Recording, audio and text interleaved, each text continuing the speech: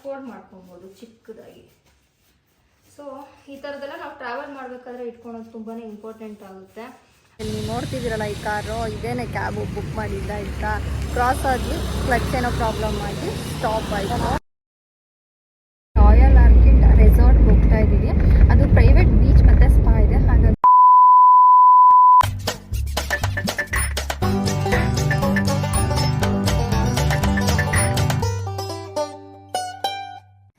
Friends, welcome to the channel. ಹೇಗಿದ್ದೀರಾ ಎಲ್ಲರೂ? ಚೆನ್ನಾಗಿದ್ದೀರಾ? ಸೊ ನಿಮಗೆ ತಮ್ಮನೇಲಿ ನೋಡಿದಾಗಲೇ ಗೊತ್ತಾಗಿರುತ್ತೆ. ಸೊ ಈ ಒಂದು ವಿಡಿಯೋ ಯಾವ ವಿಷಯವಾಗಿ ಅಂತ. ನಾವು ಸಡನ್ನಾಗಿ ಟ್ರಿಪ್ ಪ್ಲ್ಯಾನ್ ಮಾಡಿಕೊಂಡು ಹೊರಟಿದ್ದೀವಿ. ಆ್ಯಕ್ಚುಲಿ ನಾವು ಏನಾದ್ರು ಟ್ರಿಪ್ ಹೋಗಬೇಕು ಅಂದರೆ ಲೈಕ್ ಒಂದು 2 months ಮುಂಚೆ ಅದು ಲೈಕ್ ಪ್ಲ್ಯಾನ್ ಮಾಡಿರ್ತೀವಿ ಯಾವ ಪ್ಲೇಸ್ಗೆ ಹೋಗೋದು ಏನು ಅಂತ.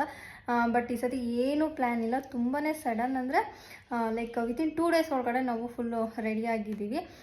ನಿನ್ನೆ ಆ್ಯಕ್ಚುಲಿ ನಾವು ಫ್ಲೈಟೆಲ್ಲ ಬುಕ್ ಮಾಡಿರೋದು. ಆ್ಯಂಡ್ ನಿನ್ನೆ ಮಾರ್ನಿಂಗ್ ಫ್ಲೈಟ್ ಬುಕ್ ಮಾಡಿದ್ದೀವಿ. ಆ್ಯಂಡ್ ಈವ್ನಿಂಗ್ ನಾವು ಶಾಪಿಂಗ್ ಮಾಡ್ಕೊಂಡ್ಬಂದ್ವಿ. ಟ್ರಿಪ್ಗೆ ಸ್ವಲ್ಪ ಬಟ್ಟೆ ಎಲ್ಲ ಬೇಕಾಗಿತ್ತು. ಸೊ ಸ್ವಲ್ಪ ಹೊಸ ಬಟ್ಟೆಗಳೆಲ್ಲ ತೊಗೊಂಡು ಬಂದ್ವಿ. ಆ್ಯಂಡ್ ನೈಟೇ ಅದನ್ನೆಲ್ಲ ನಾನು ವಾಶ್ ಮಾಡಿ ಮತ್ತು ಮಾರ್ನಿಂಗ್ ಐರನ್ ಎಲ್ಲ ಮಾಡಿ ರೆಡಿ ಮಾಡಿ ಇಟ್ಟಿದ್ದೀನಿ. ಇವಾಗ ಫ್ಲೈಟ್ ಬುಕ್ಕಿಂಗ್ ಕೂಡ ನಾವು ನಿನ್ನೆನೇ ಮಾಡಿರೋದು.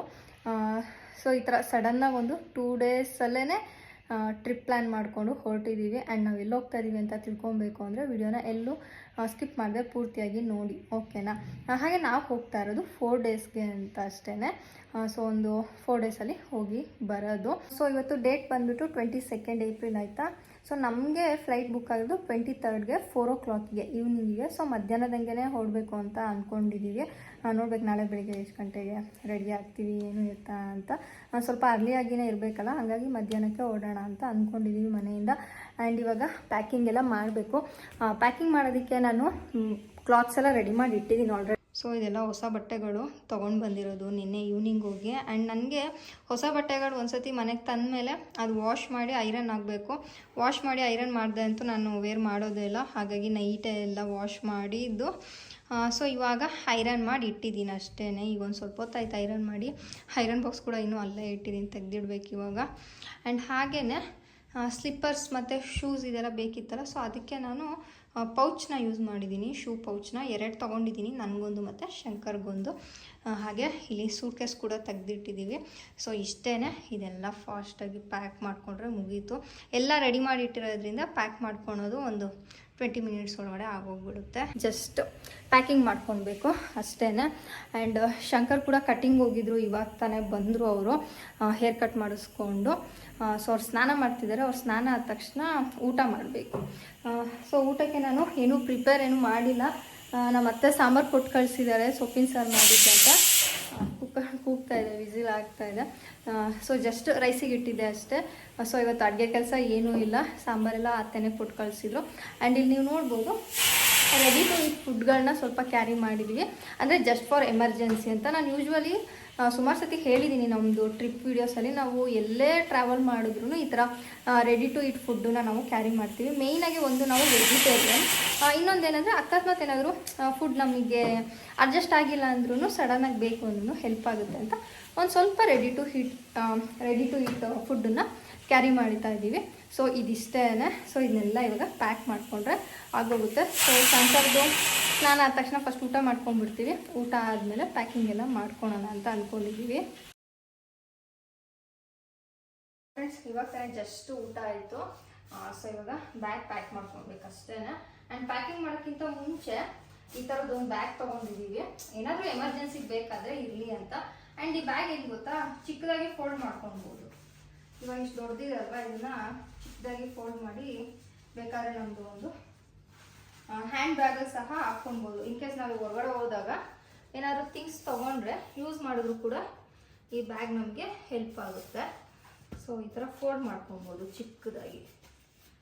ಸೊ ಈ ಥರದ್ದೆಲ್ಲ ನಾವು ಟ್ರಾವೆಲ್ ಮಾಡಬೇಕಾದ್ರೆ ಇಟ್ಕೊಳೋದು ತುಂಬಾ ಇಂಪಾರ್ಟೆಂಟ್ ಆಗುತ್ತೆ. ಪೌಚಸ್ ಯೂಸ್ ಮಾಡೋದಾಗಲಿ, ಲೈಕ್ ಸ್ಲಿಪ್ಪರ್ಸಿಗೆಲ್ಲ, ಹಾಗೆ ಈ ಥರ ಸ್ಮಾಲ್ ಬ್ಯಾಗ್ ಕ್ಯಾರಿ ಮಾಡೋದಾಗಲಿ. ಸೊ ಈ ಥರದ್ದೆಲ್ಲ ತುಂಬಾ ಇಂಪಾರ್ಟೆಂಟು. ಸೊ ಇದನ್ನು ಈ ಥರ ಹಿಂಗೆ ಲಾಕ್ ಮಾಡ್ಬೋದು.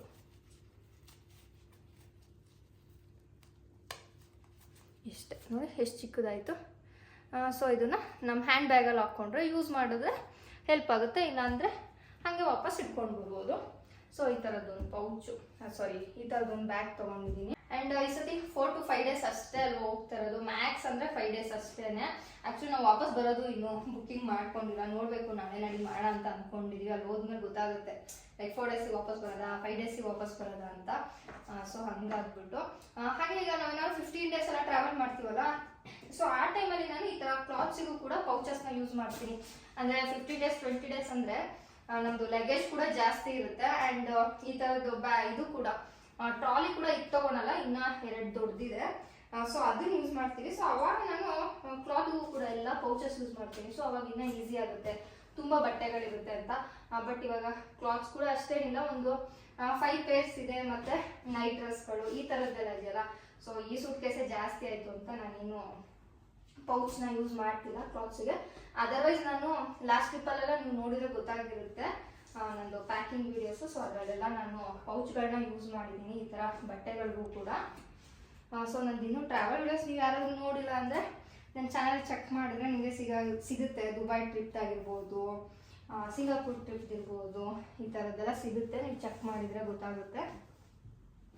ಹಾಗೆ ನಾವು ಟ್ರಾವೆಲ್ ಹೋಗ್ಬೇಕಾದ್ರೆ ಏನೇನೋ ಇಂಪಾರ್ಟೆಂಟ್ ಆಗಿ ಕ್ಯಾರಿ ಮಾಡಬೇಕಾಗುತ್ತೆ. ಸೊ ಈ ಥರದ್ದೆಲ್ಲ ವಿಡಿಯೋಸ್ ಇದೆ, ನೀವು ನೋಡಿದ್ರೆ ಗೊತ್ತಾಗುತ್ತೆ. ಬಟ್ ಈಗ ಒಂದು 5 days ಒಳಗಡೆ ಇರೋದ್ರಿಂದ ನಾನು ಪೌಚ್ಗಳನ್ನ ಯೂಸ್ ಮಾಡಿಲ್ಲ, ಹಾಗೇನೆ ಹಾಕ್ಕೊತಾ ಇದ್ದೀನಿ ಕ್ಲಾತ್ ಎಲ್ಲ.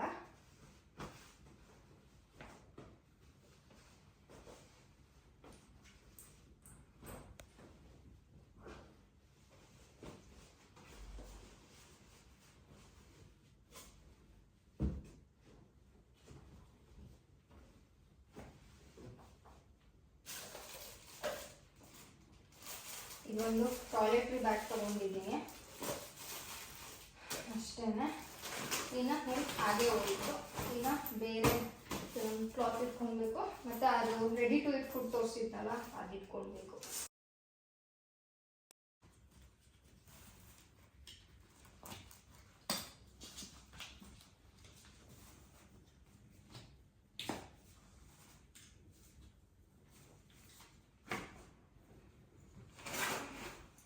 ಸ್ಲಿಪ್ಪರ್ ಪೌಚ್ ಅಂತೂ ಮಸ್ಟ್ ಶುಡ್, ಯಾಕಂದರೆ ಬಟ್ಟೆಗಳಿಟ್ರು ಸ್ಲಿಪ್ಪರ್ಸ್ ಇರೋದ್ರಿಂದ ಏನು ಹಾಳಾಗೋದಿಲ್ಲ. ಅಂದರೆ ಈಗ ಸ್ಲಿಪ್ಪರ್ಸ್ ವೇರ್ ಮಾಡಿದ್ರು ಕೂಡ ಈ ಥರ ಪಕ್ಕದಲ್ಲೇ ಇಡ್ಬೋದು, ಬಟ್ಟೆ ಪಕ್ಕದಲ್ಲೇ, ಬಟ್ಟೆಗೇನು ಎಫೆಕ್ಟ್ ಆಗೋಲ್ಲ. ಅದಕ್ಕೆ ನಾನು ಯಾವಾಗಲೂ ಸ್ಲಿಪ್ಪರ್ ಪೌಚ್ ಈ ಥರದ್ದೆಲ್ಲ ಯೂಸ್ ಮಾಡೇ ಮಾಡ್ತೀನಿ. ಇಷ್ಟೇ ಪ್ಯಾಕಿಂಗು. ಇನ್ನು ನಂದು ಮೇಕಪ್ ಐಟಮ್ಸ್ ಒಂದು ಇಟ್ಕೊಳ್ಬೇಕು, ಅದೇನು ಜಾಸ್ತಿ ಇಲ್ಲ, ಬೆಳಿಗ್ಗೆ ಇಟ್ಕೊಂಡ್ರೆ ಆಯಿತು ಅಂತ ಸುಮ್ಮನೆ. ಹೆಂಗೂ ಬೆಳಿಗ್ಗೆ ಬೇಕಲ್ವಾ, ಸೊ ಇಲ್ಲ ನನ್ನ ಮೇಕಪ್ ಪೌಚ್ ಇಟ್ಕೊಂಡ್ರೆ ಆಯಿತು. ಇಷ್ಟೇ ಪ್ಯಾಕಿಂಗು. 5 days ಟ್ರಿಪ್ಪಿಗೆ ಲೈಕ್ 4 to 5 days ಟ್ರಿಪ್ಪಿಗೆ ಬೇಗನೆ ಪ್ಯಾಕಿಂಗ್ ಆಯಿತು. 15-20 ದಿನ ಹೋಗ್ತೀವಲ್ಲ, ಅವಾಗ ಎಷ್ಟು ಪ್ಯಾಕ್ ಮಾಡಿ ಮಾಡಿ ಸಾಕಾಗೋಗುತ್ತೆ, ಅಷ್ಟೆಲ್ಲ ಇರುತ್ತೆ. ಫ್ರೆಂಡ್ಸ್ ಹೊರಟಿದ್ದೀವಿ, ಇವಾಗ ಕ್ಯಾಬಿಗೆ ವೆಯ್ಟ್ ಮಾಡ್ತಾ ಇದ್ದೀವಿ. ಆ್ಯಂಡ್ ಶಂಕರ್ ಬುಕ್ ಮಾಡಿದ್ದಾರೆ. ಎಷ್ಟೊತ್ತಾಗುತ್ತೆ ಅಭಿನ? ಓಕೆ, ನಾನು 10 minutes ಕ್ಯಾಬ್ ಬರುತ್ತೆ. ಸೊ ಕ್ಯಾಬ್ ಬಂದಿದ್ದ ತಕ್ಷಣ ಹೊರಡೋದೇನೆ.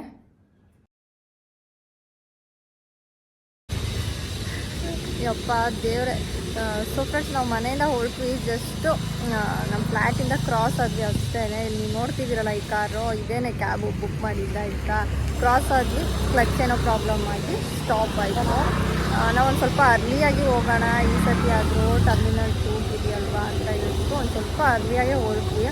ಅದೇನೋ ಹೇಳ್ತಾರಲ್ಲ, ನಾವು ಎಷ್ಟು ಬೇಗ ಹೋಗ್ಬೇಕಂತ ಅಂದ್ಕೊಂಡ್ರು ಹೋಗೋ ಟೈಮ್ಗೆ ಹೋಗೋದು ಅಂತ, ಆ ಥರ ಆಯಿತು. ಇನ್ನು ಮನೆ ಹತ್ರನೇ ಕ್ರಾಸಲ್ಲಿ ನಿಂತಿದ್ದೀವಿ. ಇನ್ನೂ ಸ್ವಲ್ಪ ಅಟ್ಲೀಸ್ಟ್ ನಾವು ಹತ್ತಿದ ತಕ್ಷಣ ಆದರೂ ಆಗಿದ್ರೆ ಮನೆ ಒಳಗಾದರೂ ವಾಪಸ್ ಹೋಗ್ಬೋದಿತ್ತು. ಬಟ್ ಆಲ್ರೆಡಿ ಸ್ವಲ್ಪ ಮುಂದೆ ಬಂದಿದ್ದೀವಿ.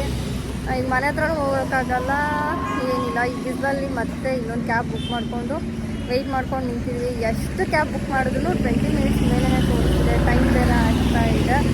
ಇವಾಗ ಯಾವುದೋ ಒಂದು ಬುಕ್ ಮಾಡಿದ್ದೀವಿ, ಅದು ಇನ್ನೂ 30 minutes ಇದೆ. ಹಿಂಗೆ ಆಗೋದು. ನಾವು ಬೇಗ ಹೋಗೋಣ ಅಂದ್ಕೊಂಡ್ರು ಅದು ಆಗಲ್ಲ, ನಾವು ಹೋಗೋ ಟೈಮ್ಗೆ ಹೋಗೋದು ಅಂತಾರಲ್ಲ, ಹಂಗಾಗಿದೆ ಕತೆ. ನಿಮಗೂ ಯಾರಿಗಾದ್ರೂ ಈ ಥರ ಅನುಭವ ಆಗಿದ್ರೆ ಕಾಮೆಂಟ್ ಸೆಕ್ಷನ್ ಕಾಮೆಂಟ್ ಮಾಡಿ ತಿಳಿಸಿ, ಓಕೆನಾ? ಸೊ ಫ್ರೆಂಡ್ಸ್, ಇನ್ನೊಂದು ಕ್ಯಾಬ್ ಬಂತು, ಇವಾಗ ಹತ್ಕೊಂಡು ಹೋಗ್ತಾ ಇದ್ದೀವಿ. ಆ್ಯಕ್ಚುಲಿ 1 o'clock ಇವಾಗ ಟೈಮ್ ಆಯಿತಾ. ನಾವು 12 o'clock ಹೊರಟಿದ್ದು ಮನೆಯಿಂದ. ಒಂದು ಕ್ಯಾಬ್ ಕೈ ಕೊಟ್ಟು ಮತ್ತೆ ಬುಕ್ ಮಾಡಿ ಮಾಡಿ ಮಾಡಿ ಫೈನಲಿ 1 o'clock ಹೊರಟಿದ್ದೀವಿ. ಸೊ 1 hour ವೇಸ್ಟ್ ಆಯಿತು ನಮಗೆ. 4 o'clock ಇರೋದು ನಮಗೆ ಫ್ಲೈಟು. ನೋಡ್ಬೇಕು ಇವಾಗ ಎಷ್ಟು ಗಂಟೆಗೆ ರೀಚ್ ಆಗ್ತೀವಿ ಏನು ಎತ್ತ ಅಂತ.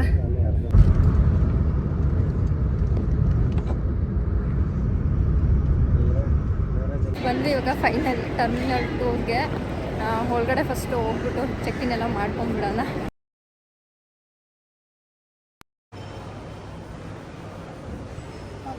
ಬೇರೆ ಕಡೆ ಬಂದಿದ್ವಿ ಅಲ್ವಾ?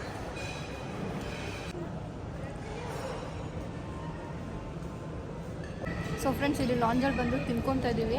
20 ಮಿನಿಟ್ಸ್ ಅಷ್ಟೇ ಟೈಮ್ ಇರೋದು. ಹೊಟ್ಟೆ ಕೂಡ ಹಸ್ತಿದೆ. ಬೆಳಿಗ್ಗೆ ಓಟ್ಸ್ ಮಾಡಿದ್ದೆ ತಿಂಡಿಗೆ, ಸೊ ಓಟ್ಸ್ ತಿಂದಿದ್ದೆ ಅಷ್ಟೇ. ಆಮೇಲೆ ಏನು ತಿಂದಿಲ್ಲ. ಅಲ್ಲಿ ಬಿಸಿಲಲ್ಲಿ ಬೇರೆ 1 ಅವರ್ ವೆಯ್ಟ್ ಮಾಡಿದ್ವಾ, ಫುಲ್ ಹೊಟ್ಟೆ ಹಸಿದೆ. ಸೊ ಫಾಸ್ಟಾಗಿ ತಿನ್ಕೊಂಡ್ಬಿಟ್ಟು ಹೊರಡಬೇಕು.